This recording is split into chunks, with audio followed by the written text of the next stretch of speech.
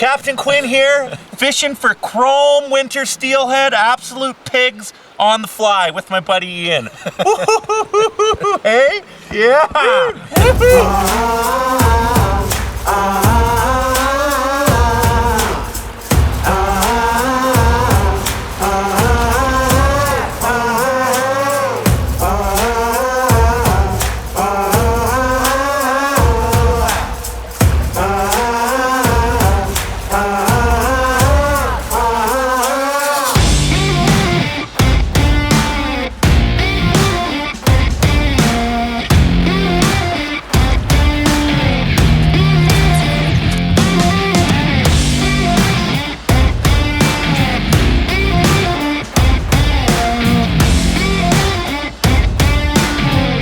Captain Quinn here, at it again, out for steelhead this time. It's November. We just got a bump of rain. The rivers are up.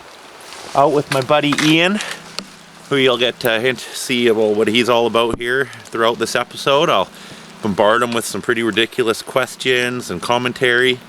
Going with pink, 5 feet of T14, just getting down a little bit. I got a little color in the water.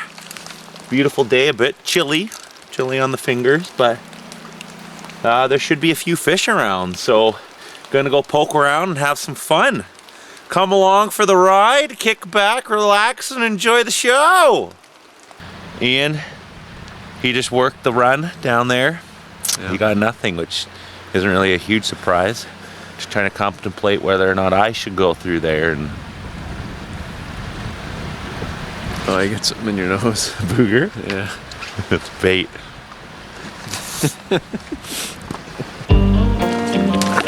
Oh. Did you see that? I did. Oh, that's a nice fish, man. That is funny. We'd both gone through here on the fly. Reamer decides, there's gotta be fish here, but we're not sure, you know, one of those confidence things. You were that was probably your last cast, wasn't it? It was. Float goes down, you set the hook like you thought it was a rock. You had like zero confidence because it's been like 9 years since you've hooked a fish. Yeah, desperate times. And then the float pulled back and you're like, it's a fish. Desperate times calls for desperate measures. So that's why the center pin's out. Yeah, we both tried the fly. No judging, okay? We're judging, I'm judging. Okay, I might need a net man here though. Nice thing about the net is you can go to the fish and just scoop them in there, let them sit in the bucket of water. Hopefully she doesn't lose any scales, and you can just keep her in the net there till the guy with the rod comes.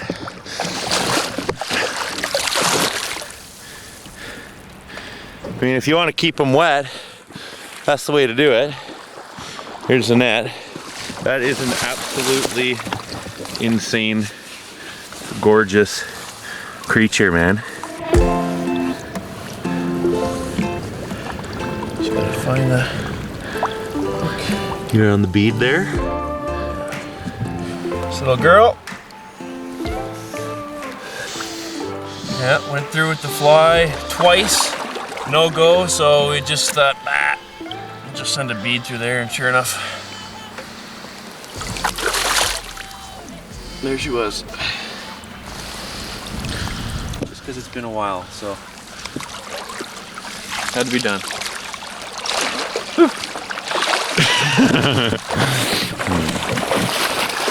I'm pretty sure I got her excited when I went through with the fly and primed her for you. Sometimes when you're looking for the whopper, you get a little mini one instead. Still beautiful fish though. Nice cutthroat. He just couldn't resist the pink fly.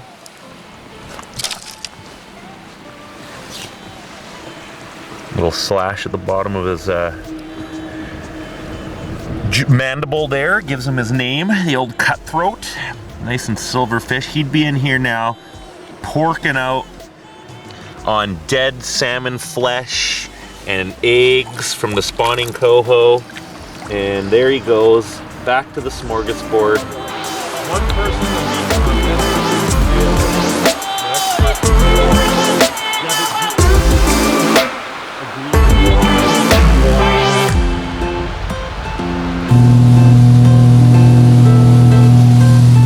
Just burning up to the next spot.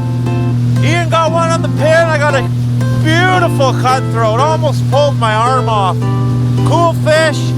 Now we're gonna try a couple more runs up just around the bend, and the sun's come out, and then yeah, we're gonna get the, I think Ian's done with the pin. We're gonna get the fly back out, and he's gonna try to be a real man.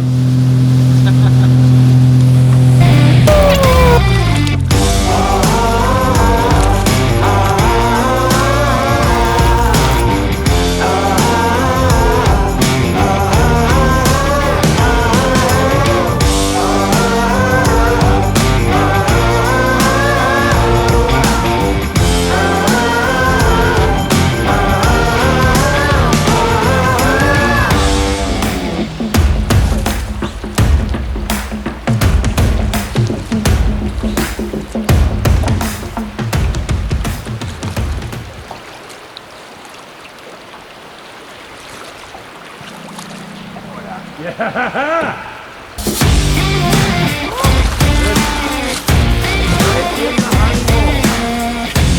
we're hooked up down here. I gave Ian the prime first pass because I'm a good friend, and he's into one. Looks like a good one. Looks like a nice one too. Don't lose it. Is he head shaking? Really? Can you feel him head shaking? He's just kind of holding there. Just kind of holding there behind that rock. That was a really good hit though. Did he smash it? Yeah. Right on the bottom end of your swing? Yeah. Atta guy. Atta guy. Ooh, it's a nice looking fish. Looks bigger than the one you got on the pin. Looking good. What kind of fly did you have on? Pink? You grabbed the net. Got the net, it's right here. Did you stick with the pink? Yeah. Pink. Oh. Are you getting scared? Yeah. I know, that's the worst feeling. It's like catching a steelhead after you haven't hooked one in a long time. It's like, it's anticipation followed by panic. That's what I always say. You finally hook one, especially in the winter months, you know? You work so hard and usually without reward. And then you finally hook one. And the only thing that's going through your mind is, don't lose it, don't lose it, don't lose it. And then I find that's always when I lose it. I like picture the hook popping out of its mouth. Happened to me right now. Oh, it's a chromer.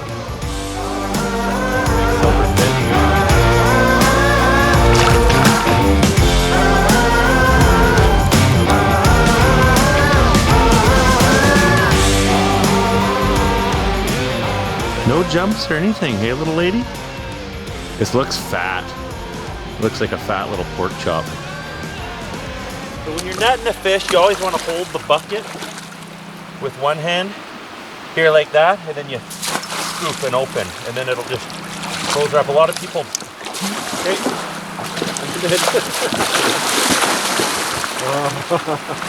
Oh, there's a dump.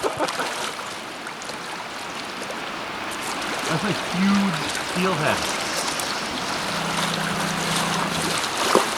Woo! Oh my goodness. That is bigger than the one you got on the old pin there. That's one of the nicer fish. Gonna get her into the shallows here. We'll have a nice look at her. Oh my goodness! Dude! How many fish do you see like this? This is like if you hooked a Chinook like this, you'd be like, that's a good fish. It's gotta be what, 15 pounds? Yeah, at least. At least. That is a solid female. Solid winter. She's been, something's grabbed her by the tail. I'm guessing seal or sea lion, eh? Yeah. And yet she still managed to get away. A little bit too thick. So quickly about the net. A lot of people, you know, keep them wet, keep them wet, keep them wet. And then you'll see people go to land fish in about 3 feet of water, and it's just, you're not gonna do it without a net. So you have one choice, really. If you wanna keep them wet and you wanna land them in the deeper water, it's a net. It's a net. The only way you're gonna land a fish in 3 feet of water is if you've absolutely played it out and it's belly up, and then she'll let you grab it. You can do it, it does happen. Otherwise, you gotta find some shallow water and kind of just turn him or her on her side and tail it. Net or cradle is pretty awesome. If you do get it in the net, don't lift it out of the water, just kind of hold it there like this. She's pointed upstream, the water's going through her gills, she's having plenty of time to revive, she's relaxed, she's having a good time, she's enjoying this conversation, and now we're just gonna let her go and she'll swim away and probably spend her winter in here. This is, what year class would you say this fish is? Couldn't tell you. You wouldn't, even if you had to guess? I'd say this fish is a few years old. Oh, at least. It's gonna be at least 6, I would say. 6 years? It could even be a repeat spawner, just judging by the size. Yeah. And so she's gonna spend her winter in here and then join the big kind of orgy in the spring when they all spawn. Okay, cool. Well done. You know, you plug away and you plug away for one fish, you know, these days, and it is worth it. It's worth it if you don't get them, but it's a lot more worth it if you do get one, at least hook one. To get one to hand, a creature like that is just absolutely magnificent. So, Pink, how much sink tip did you have on there? 10 feet. 10 feet of what? Type 3? Type 3. Oh yeah, so pretty intermediate sink tip there. I've got about the same on, maybe a little heavier. Very light. No, most people will go way heavier right now. We're in the middle of November. Oh, it mangled it. Was a nice little ditty tied by my buddy Matt Malco. He does a real nice fly. Let's have a look there. But it's all mangled now and it's got some crud on there. Got some crud. Oh yeah, the little grizzly hackle. This was tail. down to like there, past the hook. Yeah, she gobbled it. Nice rod, nice stiff action there. It's got some backbone. Blue steel. Built by Captain Quinn himself. I heard you know him. Anything to do with Captain Quinn has backbone. Anything to do with Captain Quinn has backbone. Yeah, I like that. Tripod there, just having a little drink. That one section right there, eh? Every time you go there, you're like, something's gonna happen, something's gonna happen. And it never happens. You know, when you anticipate it so much that you're almost, you're just. I wouldn't say it was vibrating like that, but I had this feeling like, okay, something's gonna happen here. Definitely wasn't. That's how I get. Just before every fish I hook, and it works. No, hang on, though. I want to walk away from you at this point. Why, am I embarrassing you? What do I do when you're standing there going, just, okay, wait for him to finish and talk about fish again? Okay, what's it? Every time I catch a fish, I don't know if you have the same desire. There's something about it that makes me want to go swimming. I just want to, especially in the summer, not a little, even now, I want to just, if I had caught that fish, I would have this desire to just strip down and jump in the river. I don't know why. It's just something that happens to me. Do you get the same? I don't, but I feel. I'm not going to do it. Maybe if I catch a fish, I will. But then reason why I haven't so much anymore is because I think back to the story about the friend of yours who you had, and in the fall when all the salmon are spawning and decaying, there's bacteria in the water, and you said he went swimming and he got a fungus on his butthole, on his rectum, and it was like saprolignia of the anus. Yeah, he didn't have TP that day, and I guess that was the lesson learned there. You shouldn't just use dirty salmon water to wipe wash your beehole. anus. Yeah. So he wasn't swimming. He took a shore dump and walked to the river's edge and just spritzed his rectum. He went boom boom in the water. Oh, that's a no-no to begin with. Don't go boom boom in the water. I've never used that term before. Boom boom, I like it. I'm gonna boom boom. You can use it for a few different things. Yeah. Anyway, so we got saprolignia on his rectum. Was it saprolignia?